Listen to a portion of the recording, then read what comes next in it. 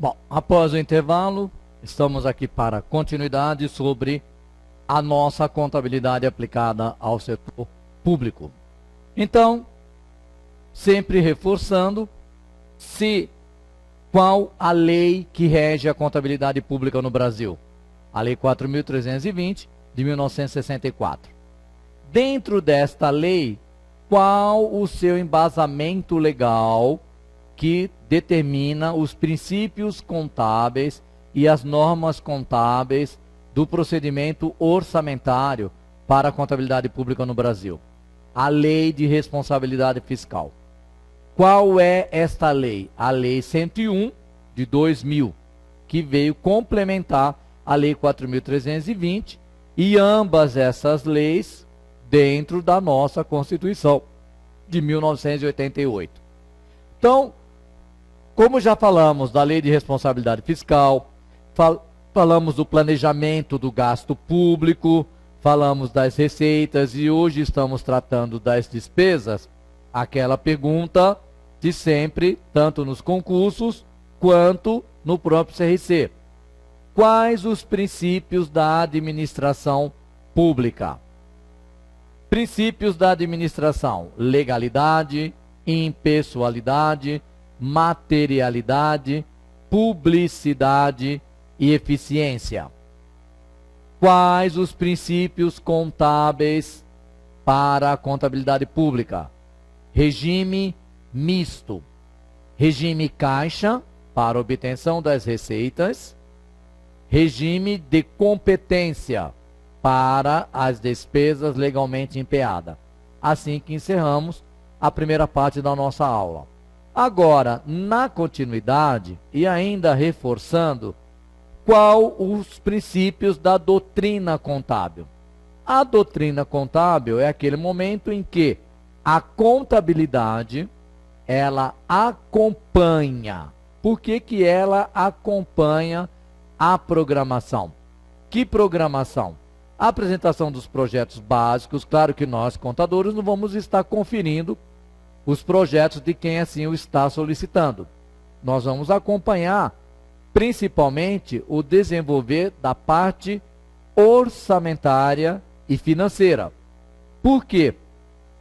Nós iremos constituir as nossas peças contábeis, as nossas demonstrações contábeis, de acordo com a nossa Lei 4.320 e como está determinado na Lei de Responsabilidade Fiscal. Por quê? Tanto na Lei 11.638 para as empresas comerciais e industriais do setor privado, quanto para a Lei 4.320, que rege a contabilidade pública no Brasil, nós temos o conjunto das denominadas demonstrações contábeis aplicada ao setor público. Então, dentro dessas demonstrações contábeis, nós teremos o balanço e o balancete orçamentário, porque vai estar apresentando toda a movimentação orçamentária que ocorreu dentro da LOA, dentro do exercício que estamos trabalhando. Teremos o balanço financeiro. Então, este balanço financeiro vai estar registrando o que? Efetivamente, do orçamento, o que estamos contabilizando e pagando, ou gerando também o desempenho. Então, eu tenho o balanço financeiro. Depois nós temos o mais conhecido por todos, por todo contador, tanto de empresa privada ou de empresa pública, o balanço patrimonial. E por último, a demonstração das variações patrimoniais, o que equivale a DRE dentro das empresas particulares. A DRE, como conhecida, demonstração do resultado do exercício. E aqui conhecida como a demonstração de variações patrimoniais. Por quê? Esta variação patrimonial é o reflexo do diferencial entre as receitas e as despesas. Quando da obtenção da receita, eu tenho uma variação patrimonial aumentativa. Quando da geração ou do registro de uma despesa, uma variação patrimonial diminutiva. Então, nós temos essas variações patrimoniais. Então, eu terei uma VPA quando eu tiver o quê? Uma receita. E terei uma VPD quando eu tiver uma despesa. Ou seja, variação patrimonial aumentativa quando eu estou aumentando o patrimônio da minha instituição. E uma variação patrimonial diminutiva quando eu estou pagando ou registrando despesas dentro da minha instituição. E a diferença entre a VPA e a VPD será o nosso resultado do exercício, o que já foi mencionado como superávit, no momento em que a receita supera as despesas, e um déficit, quando o contrário, essas despesas superam as nossas receitas. Então, por isso, a grande importância no conhecimento prático dos estágios da quando da doutrina e quando da efetiva contabilização. A doutrina contábil, todo o processo, né, desde a programação, licitação, empenho, liquidação e pagamento. E o momento contábil, que efetivamente trabalhamos a 4320 dentro da nossa contabilidade, a partir do momento da constituição do empenho, da sua liquidação e do seu pagamento. Então, quando da prática contábil, pelos profissionais e pelos estudantes e pesquisadores da área contábil, que venha perseguir esse entendimento, não teremos mais problemas. Voltando à primeira aula, né? A contabilidade aplicada ao setor público, como captar a receita, como determinar os tipos de receita, a lei que vai promulgar esse recolhimento, porque, obviamente, sempre temos aquela menção, estamos trabalhando com dinheiro público. E esse dinheiro público foi tirado dos cidadãos. E esses cidadãos esperam o quê? O retorno por eles aguardado é da própria prestação de serviço e da deliberação de bens do governo nas 3 esferas, estaduais, federais e municipais. Por quê? São as 3 esferas que regem, né, e que trabalham esse montante recolhido na categoria de tributos, entre impostos e taxas, além das doações que podem ocorrer de algum cidadão para uma instituição pública, o que é cabível e está registrado dentro da própria LRF. Então, se eu quero fechar um sistema de contabilidade pública, eu tenho que estar trabalhando muito bem os momentos desta contabilização, quando da doutrina e quando do efetivo registro contábil. Então, o que vem a ser a programação? Visa assegurar aos órgãos e às entidades do Estado, oportunamente, os recursos necessários e suficientes para uma melhor execução de suas atividades, assim como para manter durante o exercício, né, que nós já mencionamos hoje, o tão importante equilíbrio, esse equilíbrio entre a receita arrecadada e a despesa realizada. Por quê? Tanto ênfase no equilíbrio da receita arrecadada e da despesa realizada. Por quê? Inicialmente, na nossa peça orçamentária, eu tenho uma receita fixada, pré-fixada, que é diferente de uma receita realizada. E temos também a despesa, a dotação da despesa fixada, que difere da despesa realizada. Aí vem aquela perguntinha no CRC. De posse de um balanço orçamentário, como eu vou detectar se eu tive resultado econômico? Porque esse resultado econômico será obtido da diferença entre a despesa fixada para com a despesa realizada. Quem vai nos demonstrar essa diferença? O nosso balanço orçamentário, que quando estivermos trabalhando, eu volto a falar nesse assunto. E quando eu tenho superávit, quando eu tenho déficit, eu estarei presenciando toda essa movimentação por onde? Pelo nosso primeiro balanço, como eu listei aqui para vocês, o leque das demonstrações contábeis. O primeiro deles, o balanço orçamentário. Por este balanço eu vou estar obtendo se eu tive resultado econômico, favorável ou desfavorável, se eu tenho um superávit financeiro, já pela receita fixada, a diferença entre a receita fixada e a receita realizada, tal qual as despesas fixadas com as despesas realizadas. Por quê? O balanço orçamentário é uma das principais peças na contabilidade pública. Ele apresenta a fixação e a realização e a diferença.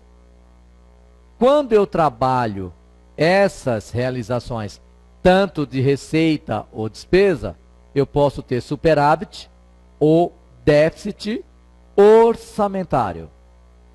Quando a receita realizada é maior do que a fixada, eu tive um excesso de receita. E quando a receita realizada é menor que a fixada, nós temos uma denominada frustração de receita. Por quê? Não foram realizadas tudo aquilo que estava pré-fixado, tal qual as despesas. Por isso, a importância em estar trabalhando, estar mencionando aí no caso, quais são as despesas realizadas, né? E as despesas fixadas. Por quê? Vai nos demonstrar também diferencial nesses valores. Quando a despesa realizada é menor do que a fixada, eu tive uma economia orçamentária. Então, por aí já alguns pontos da diferença e da importância desse balanço orçamentário, como eu já mencionei, como um dos primeiros demonstrativos a serem desenvolvidos e realizados pela contabilidade pública. Isto dentro da programação. E quando eu estiver trabalhando, no caso, a licitação representa o procedimento administrativo destinado à escolha do fornecedor que esteja habilitado e qualificado, né? E que venha apresentar a proposta mais vantajosa para a contratação de obras, serviços, compras de materiais e para a realização de alienações. Quando nós falamos para a realização de alienações, é aquilo que já trabalhamos anteriormente. Eu posso estar fazendo consignação, trabalhando com bens de terceiro, até o momento da efetiva licitação. Que aí, no caso, esse fornecedor já está pré-selecionado, porque já disponibilizou o seu tipo de bem ou serviço para o qual eu venha já fazendo o teste anteriormente. Então, isso ocorre aonde? Dentro do processo de licitação. E quem vai ganhar? Qual fornecedor a ser escolhido? Aquele que apresenta uma proposta mais vantajosa para a sua contratação frente ao quê?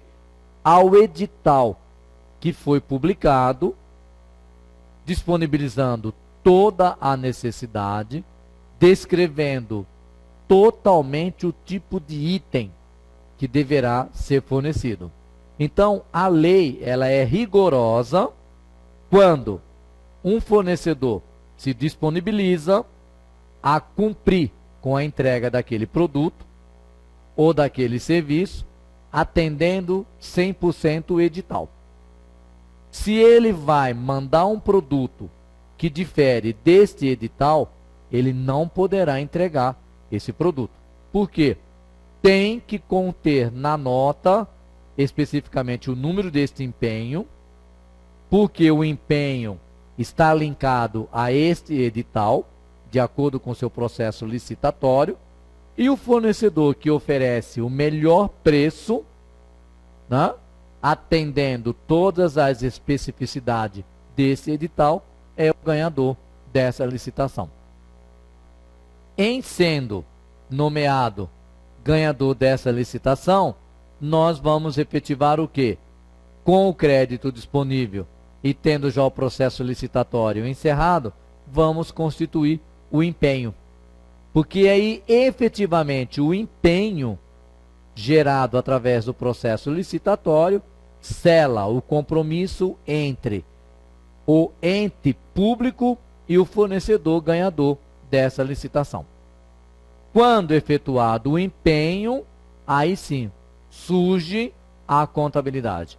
Porque eu já tenho um compromisso selado com o fornecedor e já tenho registrado uma despesa. Quando da elaboração deste empenho, eu já tenho também a liberação do crédito disponível, que eu estarei transferindo para o meu passivo financeiro e que eu irei pagar quando da liquidação deste empenho.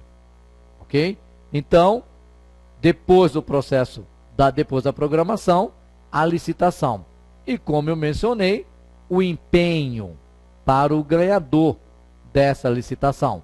No caso, é o ato emanado de autoridade competente que cria para o Estado a obrigação de pagamento, pendente ou não de implemento de condição, no caso previsto no artigo 58 da Lei 4.320. Então, nós vamos estar estudando agora o que nós chamamos de nota de empenho. Então, reforçando, dentro do estágio da despesa pública, eu tive o quê? Eu tenho a programação, a licitação, estamos agora entrando no momento do empenho, depois do empenho, a liquidação e o seu pagamento. Depois trabalhamos em seguida o que visa esta programação, propriamente dito, a execução das atividades para melhor atender a sociedade, inclusive o equilíbrio entre a receita arrecadada e as despesas realizadas. Depois o processo licitatório, né? Quais são os tipos de licitação, se pregão, se tem ou não uma exigibilidade, se é livre de licitação, dependendo do valor da contratação. Depois da licitação encerrada, o processo licitatório, nós temos o que chamamos de empenho. E esse empenho está estabelecido as suas modalidades no artigo 58 da Lei 4.320. Por quê? É através do empenho que eu tenho o efetivo compromisso com o nosso fornecedor, né? Fornecedor este que, quando veio concorrer desta licitação, ele já é de seu conhecimento o edital. E dentro deste edital, como o fornecedor deverá entregar o produto ou prestar o serviço de acordo com o projeto básico. Então, se eu tenho o projeto básico, dentro desse projeto estará descrito literal e total, até de acordo com a norma também chamada de ABNT, como está descrito esse tipo de bem no rol de negócios. Por exemplo, a descrição de um tipo de um bem permanente, a descrição de um tipo de material, até de, por exemplo, um tipo de caneta. Eu tenho que descrever toda a sua constituição. E isso vai estar onde? Dentro do edital. Se eu sou um fornecedor e quero participar dessa licitação, é de meu conhecimento o tipo de produto, as suas categorias, qualificações e necessidade que eu vou atender daquela instituição pública que assim o editou e o lançou num processo licitatório. Eu vou lá dentro das minhas condições, se eu sou, inclusive, totalmente qualificado para participar dessa licitação e apresento o preço do meu produto. Se for o de melhor e mais vantajoso para a instituição, eu sou o ganhador dessa licitação. Em sendo o ganhador, nós vamos emitir, aí no caso, de acordo com o artigo 58, a nota de empenho. E como já mencionei, a nota de empenho é o efetivo compromisso entre a instituição pública e seus fornecedores. Então, as modalidades de empenho, os 3 tipos de empenho: o empenho ordinário, o empenho por estimativa e o empenho global, porque depende do tipo de produto ou serviço que eu esteja assim contratando após o processo licitatório. Então vamos a trabalhar um por um. O empenho ordinário é destinado a atender despesas com montante previamente conhecido e cujo pagamento deva ocorrer de uma única vez. Então, o que quer dizer? Eu estou adquirindo materiais de consumo. Se eu vou comprar papel sulfite, eu conheço a quantidade de papel necessária para os departamentos da minha instituição ou da minha empresa pública. Desta quantidade, o tempo que eu vou necessitar para o seu efetivo consumo.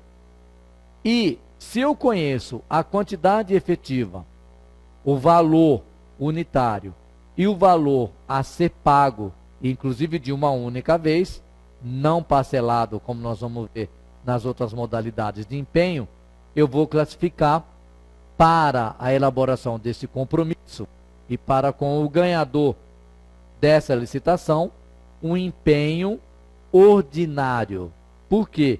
É aquele tipo de empenho, como a sua própria descrição assim o determina, que ele deverá ser pago de uma única vez. Então, o fornecedor recebe o empenho, que nós temos o cuidado, inclusive, de enviar por e-mail, solicitando, inclusive, a comprovação do recebimento deste e-mail.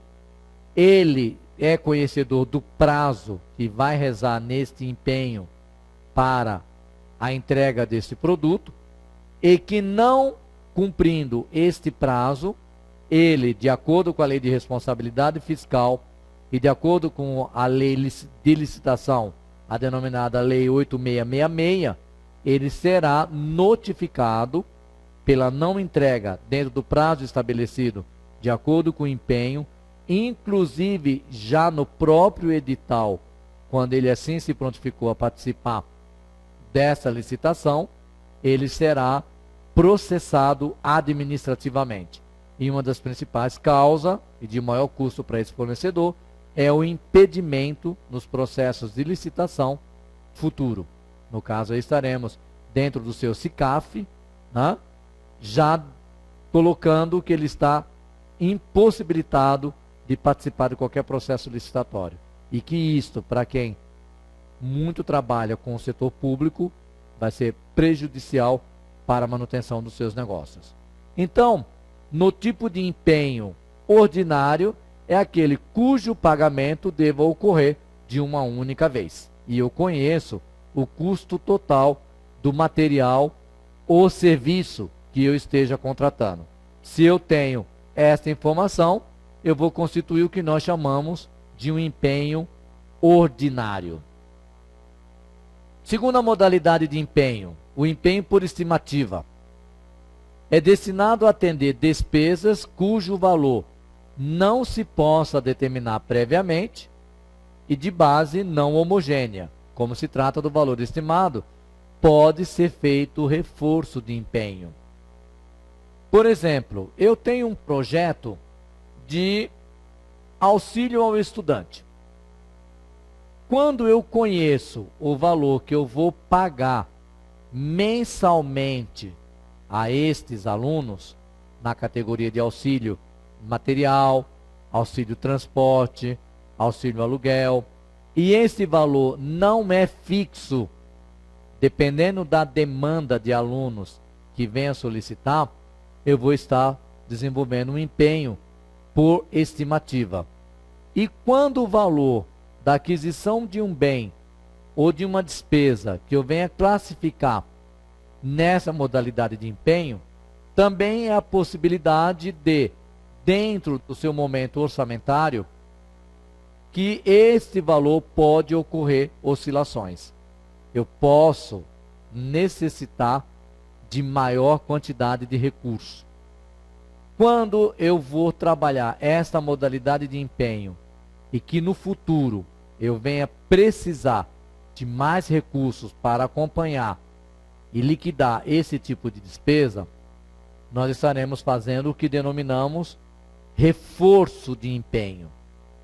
O que vai diferenciar da última modalidade de empenho, que é aquela que me permite efetuar repactuação ou aditamento. Então, o que vai diferir inicialmente de um empenho ordinário para um empenho por estimativa é que o empenho ordinário ele não pode sofrer reforço de empenho. Ele não pode ter o seu pagamento fracionado. Ele será pago de uma única vez. Quanto que o empenho por estimativa, eu posso trabalhar com valor, como o próprio nome diz, valor estimado. O que não é efetivamente o valor a ser pago. Caso esse valor estimado não seja suficiente para a liquidação dessa despesa, será solicitado o quê? Um reforço deste empenho. Por quê? Quando do momento da liquidação que eu venha pagando mês a mês do valor estimado, por exemplo, eu vou pagar de água e esgoto para o exercício de 2012. Então, inicialmente, eu vou elaborar um empenho por estimativa. Dentro desse empenho por estimativa, quanto eu vou pagar por mês? Então, eu tenho a prévia, como todo bom orçamentário sabe desse conhecimento, que para que eu possa constituir um valor para um orçamento atual, eu tenho que ter o conhecimento do orçamento do exercício anterior. O quanto foi necessário para aquele tipo de despesa entre o ideal, os 3 últimos exercícios, para que eu possa comparar a variação que ocorreu de um exercício para outro e mensurar para o exercício atual. Isso eu estou fazendo em janeiro, comecinho do exercício. Eu vou constituir o tipo de empenho estimado. Por quê? Em janeiro, entre janeiro e fevereiro, eu estarei pagando as contas de energia elétrica, de telefone, de água e esgoto, de faturas de serviços de limpeza, segurança, manutenção, referente ao exercício anterior. E como eu mencionei, estarão já empenhados para aquele exercício, mas que a última fatura serão liquidadas no exercício atual. Como que eu vou estar efetuando esse pagamento? Restos a pagar, processados. Por quê? Tanto essa fatura, como a conta de água, a conta de luz, a conta de telefone, eu já as contabilizei no exercício anterior. Eu liquidei o empenho, mas não paguei. Como eu estou pagando este ano, eu tenho as denominadas despesas extra-orçamentária. Eu estou pagando empenho de restos a pagar processados do exercício anterior. e que, como em janeiro e fevereiro eu já não tenho a liberação destes recursos, ou no caso da nossa LOA, da Lei Orçamentária Anual, o governo vai nos liberando os denominados duodécimo. O primeiro duodécimo do exercício. Então ele me libera um duodécimo ou um dozeavos do mês de janeiro. Recurso suficiente para que eu pague as principais faturas. O segundo dozeavo do mês de fevereiro. E até o mês de março, onde as LOA normalmente estão liberadas. Quando da liberação da Lei Orçamentária Anual, aí sim, efetivamente, eu tenho disponível os recursos que já foram prefixados no orçamento para o exercício de 2012. Quando dessa liberação de recurso, eu começo a fazer o empenho e, neste caso, se eu já tenho conhecimento que vai faltar valor para liquidar estes pagamentos, eu vou solicitar um reforço de empenho. Quando desse reforço disponível, eu venho e faço o empenho, sempre trabalhando no número do primeiro empenho, reforçando o primeiro, que até o próprio CIAF, no caso da esfera federal, ou CIAFEM, municipal e estadual, o número deste empenho de reforço é diferente do empenho principal. Por quê? É um empenho complementar, como o próprio nome diz, de reforço do empenho principal. Então, o empenho por estimativa difere do empenho global, porque o global não tem essas autorizações. Eu compro, eu recebo a nota daquilo que foi empenhado e o que efetivamente estarei pagando de uma única vez. Então, aqui no caso, a última modalidade de empenho, que é o denominado empenho destinado a atender às despesas com montante previamente conhecido, tais como as despesas contratuais, mais de pagamento parcelado. Parágrafo 3º do artigo 60 da nossa lei contábil. Então, o que eu posso estar classificando como uma despesa contratual, mais de pagamento parcelado. No caso aí, as despesas de manutenção, as despesas com segurança e vigilância, limpeza e conservação, serviço de telefonia, serviço de fornecimento de água e tratamento de esgoto, serviço de energia elétrica, porque eu conheço, né, previamente o montante dessas despesas. Uma prévia, não o seu total. Então eu vou constituir um empenho em cima do valor conhecido com base nos exercícios anteriores, mas que eu estarei pagando parcelado. No caso, eu tenho um contrato com a empresa que faz o serviço de segurança, vigilância e segurança da instituição onde eu trabalho. Ele me emite a nota mensal, onde esta nota já tem um valor prefixado mensalmente, mas que, da necessidade de um maior recurso de mão de obra ou de um aumento no valor dos salários desses prestadores de serviços contratados, nós teremos o quê? Uma repactuação.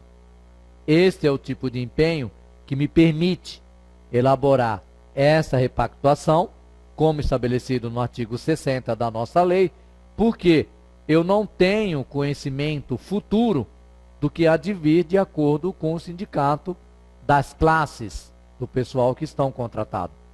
Então, se o valor vai aumentar e eu sou obrigado a manter esse contrato tal qual, quando foi fixado essa contratação, já estava previamente acordado que, de acordo com o estabelecido pelos sindicatos das categorias, nós teríamos o quê? Os ajustes dos valores. E esse ajuste vai nos fazer elaborar uma repactuação. E da repactuação vai gerar o reforço desse empenho ou o aditamento, quando da necessidade da prorrogação desse contrato, até que se tenha uma nova licitação. Então, a liquidação de uma despesa é o estágio que consiste na verificação do direito do credor, obviamente aquele que tem o empenho na mão e emitiu os seus documentos fiscais, tendo por base os títulos e documentos comprobatórios do respectivo crédito. Se esta empresa, usando o mesmo exemplo, quando da constituição do empenho global, se este empenho ele me manda a nota fiscal, eu já vou fazer o que nós chamamos da liquidação do empenho. A efetiva liquidação deste empenho, porque agora só falta pagar. Quando eu pago, eu encerro, por vez, toda a programação, desde a solicitação, constituição do empenho, a liquidação e o pagamento zera toda essa programação. Então, a liquidação, reforçando mais uma vez, é o direito obtido pelo credor, tomando por base os títulos documentos que ele emitiu pela pronta entrega de seus produtos ou prestação dos seus serviços. Então, a liquidação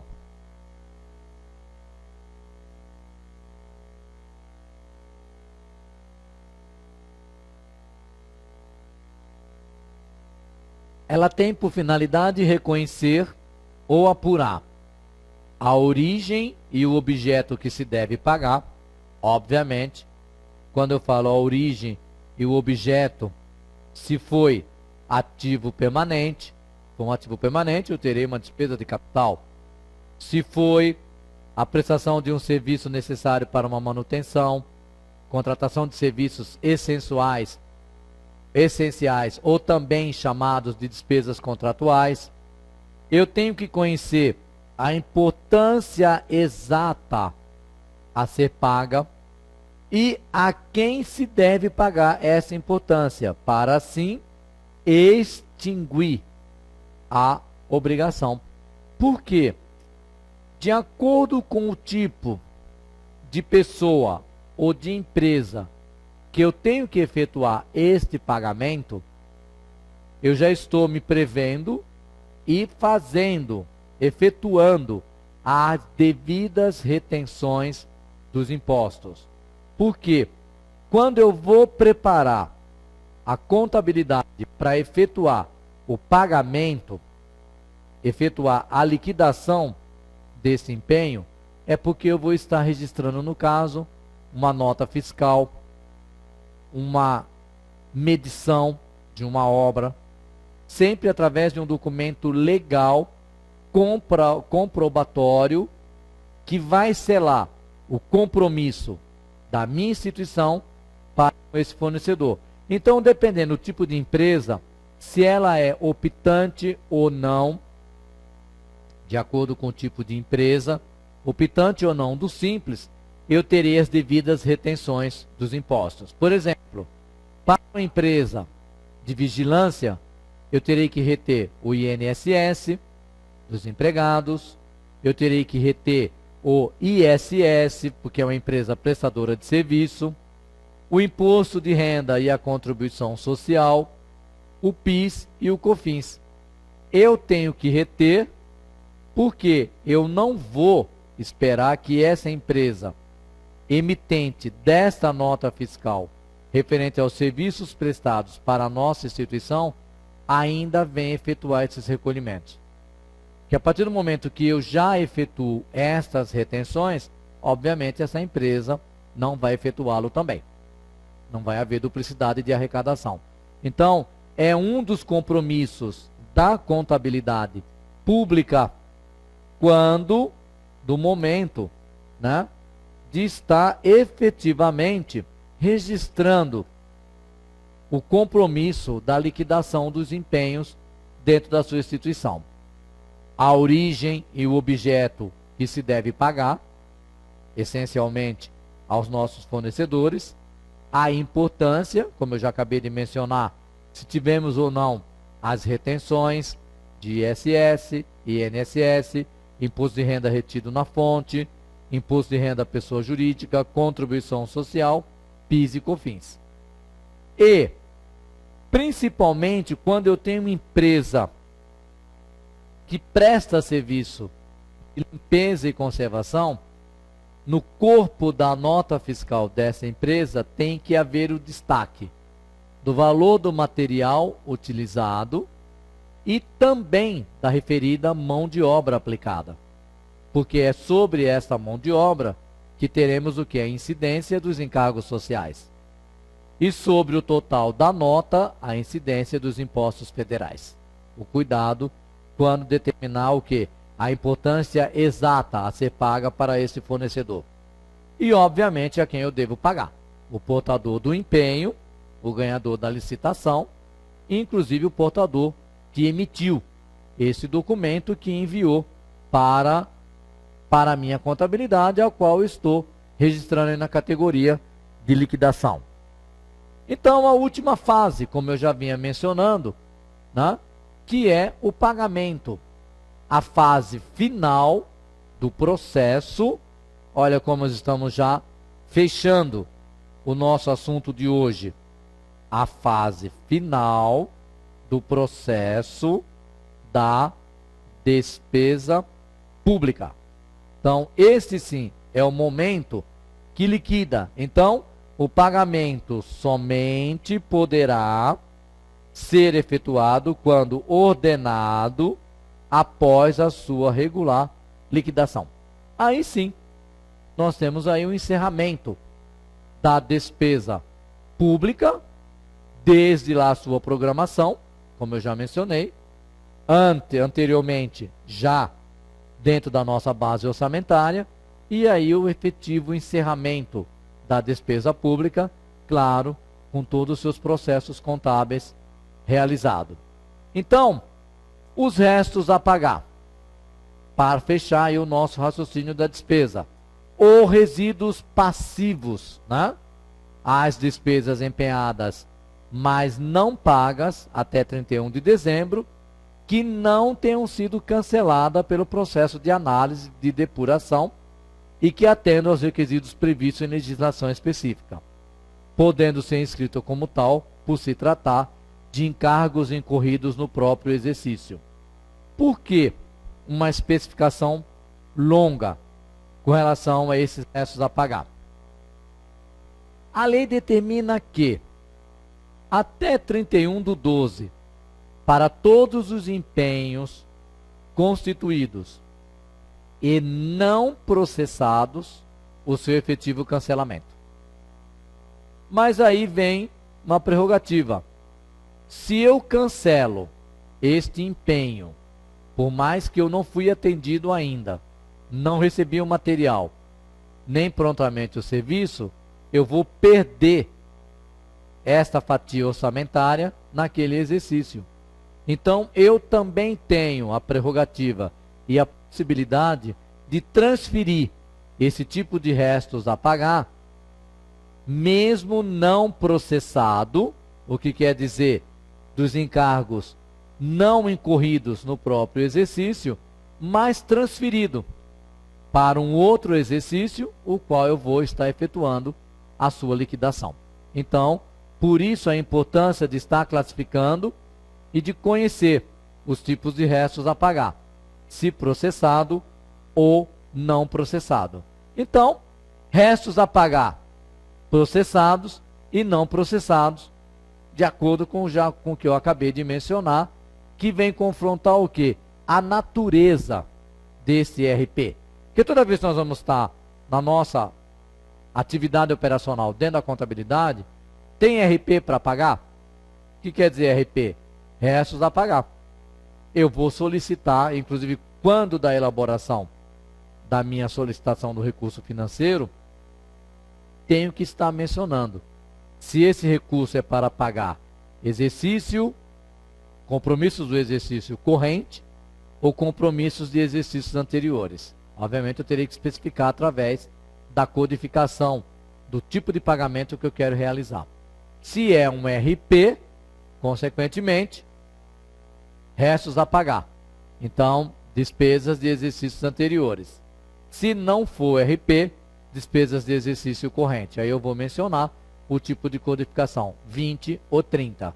30 para despesas de exercício corrente e 20 despesas de exercícios anteriores, quando eu estiver recebido a nota fiscal referente a um empenho de 2011. Se eu recebi a nota, eu liquidei o empenho. Quando da liquidação, com certeza eu assumi o compromisso de pagar.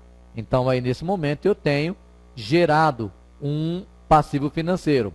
Então os restos a pagar processados refere-se às despesas em que o credor já tenha cumprido sua obrigação, entregando o material, prestado o serviço ou executado parte desta obra dentro do exercício, tendo, portanto, direito líquido e certo, estando em condições de pagamento imediato.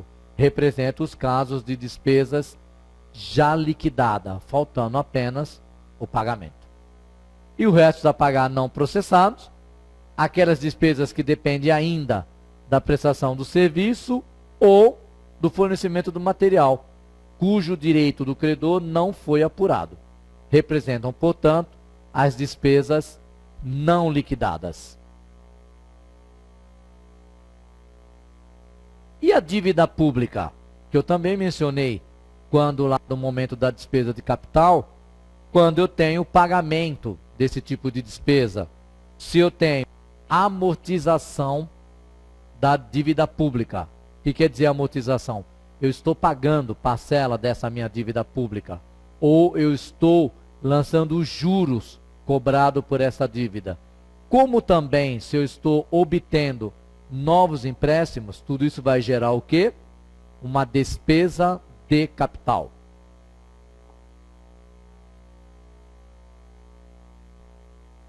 Então, esta dívida pública são os compromissos da entidade, decorrente de operações de créditos, com o objetivo de atender às necessidades dos serviços públicos em virtude de orçamentos deficitários ou de realização de empreendimentos de vulto. Por exemplo, foi feito o orçamento para a construção de uma rodovia, um exemplo, e quando do fechamento desta obra, o orçamento ele foi deficitário. Então eu vou ter que buscar captar recursos no mercado. Vou ter que fazer empréstimo. E como eu faço esse empréstimo dentro da contabilidade pública? Lançando títulos ou buscando empréstimos de entidades públicas. Eu estou gerando o quê? Uma dívida pública. Então essa dívida ela ocorre quando da ineficiência ou de orçamento deficitário para a realização de empreendimentos de vultos, que tenha altos valores a serem liquidados. Os empréstimos que caracterizam a dívida pública são de curto ou longo prazo. A dívida pode ser proveniente de outras fontes, tais como depósitos, realizados através de fianças e calções, e de resíduos passivos, no caso, os restos a pagar.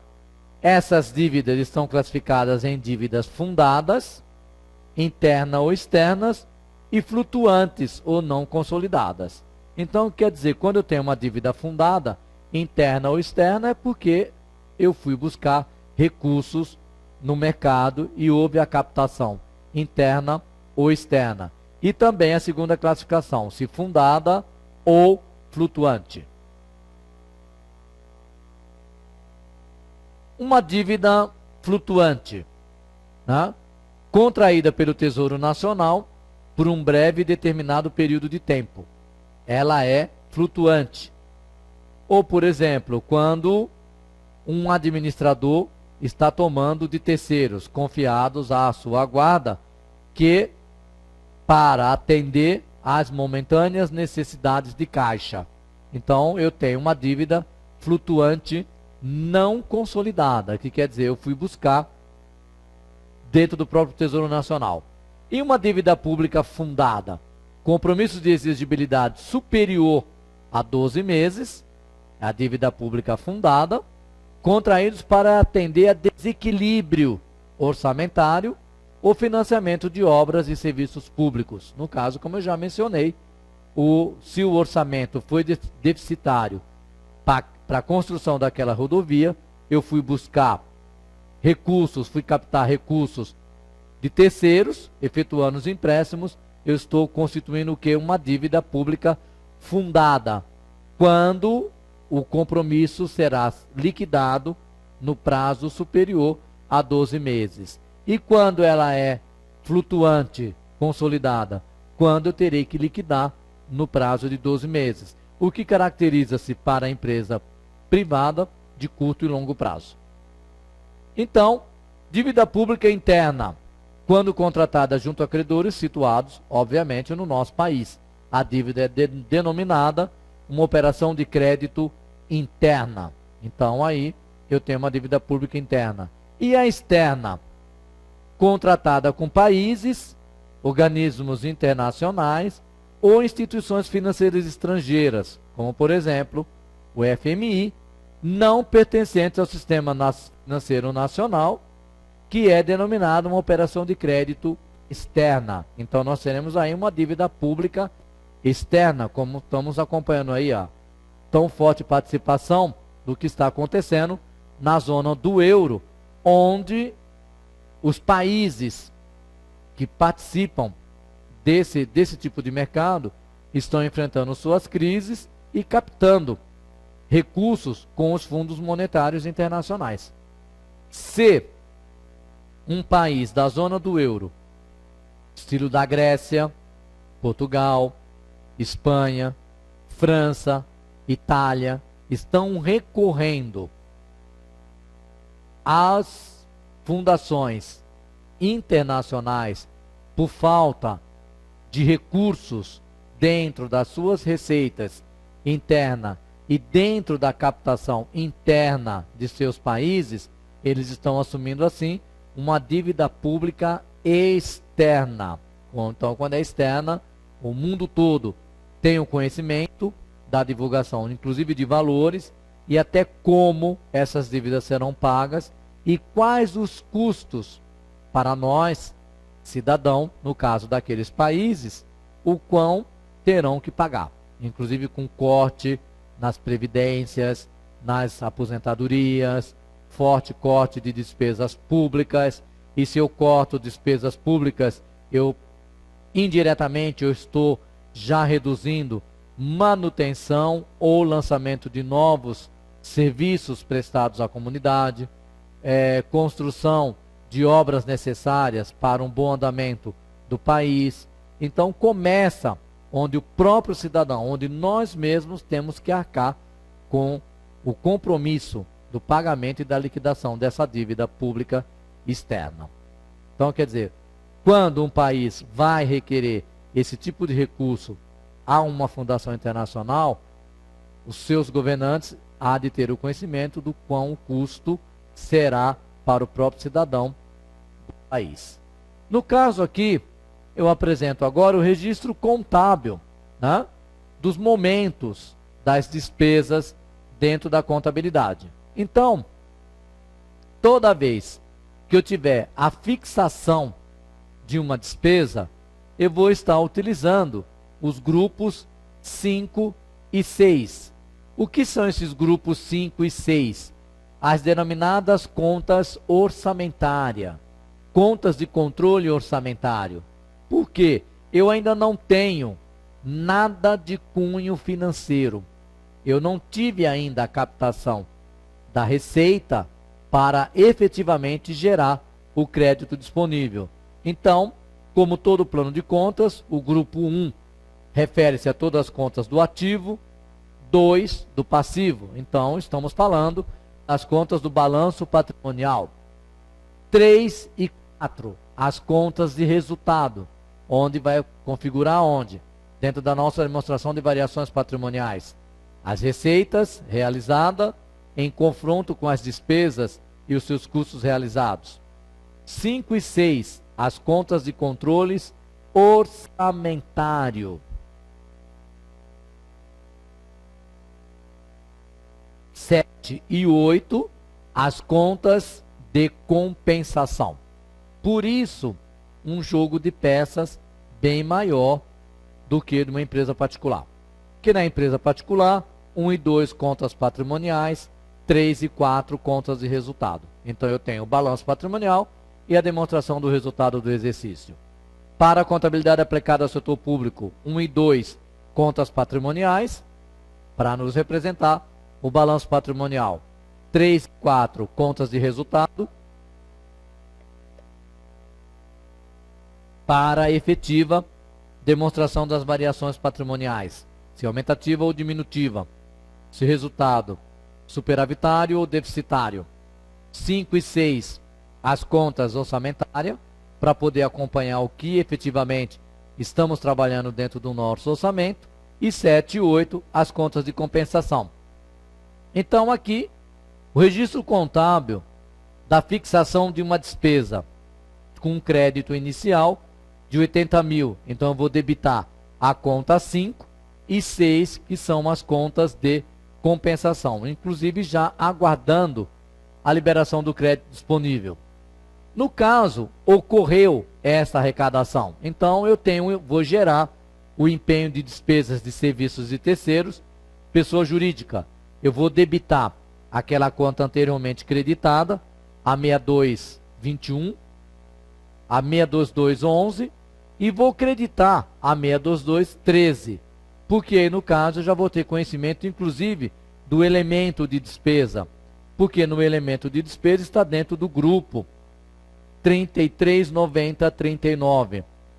É o grupo de despesas de serviços. Eu estou contratando serviços. E quando eu estiver contratando material, eu terei como informe de natureza de despesa o 339030. E assim, vocês têm disponível aí a classificação de vários itens de momentos que ocorreram dentro das despesas públicas, aqui no caso, direto dentro das contas de compensação, 7 e 8, mais um controle, mais um lançamento dentro das contas orçamentárias, no caso aí sempre trazendo a movimentação e o valor, o que está ocorrendo dentro dessas despesas, efetivamente quando eu estou pagando, porque se eu debito uma conta do grupo 2, eu estou efetuando pagamento a um fornecedor. E se eu estou efetuando pagamento, eu estou tirando dinheiro do nosso caixa. Então aqui eu estou trabalhando o momento financeiro da nossa instituição. E estarei constituindo aí um balanço financeiro. Credito o caixa e debito o passivo. De novo as contas de compensação. 5 e 6 aí, no caso inscrição de restos a pagar processados. No caso do empenho, liquidados a pagar.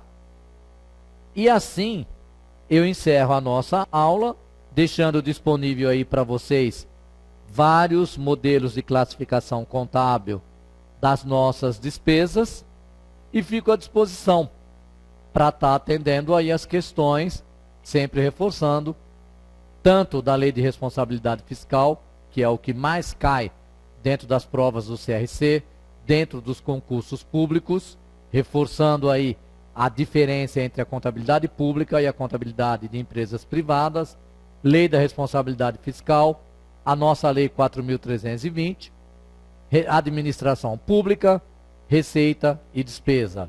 Fechamos assim o circuito completo do sistema da contabilidade aplicado ao setor público. E para encerrar, no futuro, estaremos assim constituindo e apresentando esses tipos de demonstrações, tal qual eu elenquei hoje para vocês. Obrigado e uma boa noite.